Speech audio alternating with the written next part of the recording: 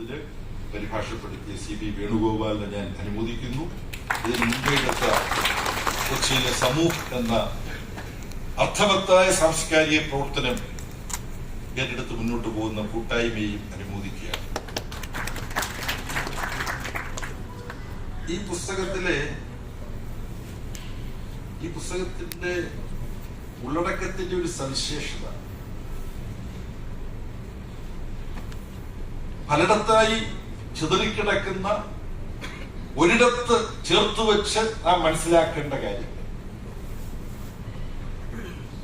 ഒരിടത്ത് ചേർത്ത് വെച്ച് നമ്മൾ സൂക്ഷ്മമായി വായിച്ച് അപഗ്രഥിച്ച് ഉൾക്കൊള്ളേണ്ട കാര്യം അതിൽ ഉൾപ്പെടുത്തിയിരിക്കുന്നു. എന്നാൽ ഈ അപരവൽക്കരണത്തിന്റെ ചരിത്രവും ഇതിൽ പരിശോധിക്കുന്നു. അപരവൽക്കരണത്തിന്റെ ചരിത്രവും പരിശോധിക്കുന്നു, ചരിത്രത്തിൽ നടന്ന അപരവൽക്കരണവും പരിശോധിക്കുന്നു. ഉദാഹരണത്തിന് അലാവുദ്ദീൻ ഖിൽജിയെ കുറിച്ച് ഇതിനകത്ത് ചർച്ച ചെയ്തു. നമുക്കെല്ലാം സുപരിചിതനായ ഇന്ത്യയിലെ ചരിത്രകാരർക്കിടയിലെ ഏറ്റവും ഉന്നത ശീർഷം ആരെന്ന് ചോദിച്ചാൽ നമ്മുടെ മുമ്പിൽ വരുന്ന പേരുകൾ റൊമില താപ്പറിന്റെയും ഇർഫാൻ ഹബീബിന്റെയും ഒക്കെയാണ്. എന്നാൽ ആ ഇർഫാൻ ഹബീബിന്റെ വാപ്പ എന്ന് ഞാൻ പറയട്ടെ,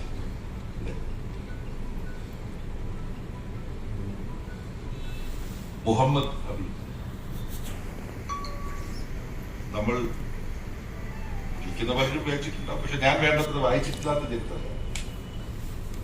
അദ്ദേഹം ഇന്ത്യയുടെ ചരിത്രത്തിലെ വ്യത്യസ്ത കാലഘട്ടങ്ങളിലെ സവിശേഷതകൾ, ഭരണ സംവിധാനങ്ങൾ,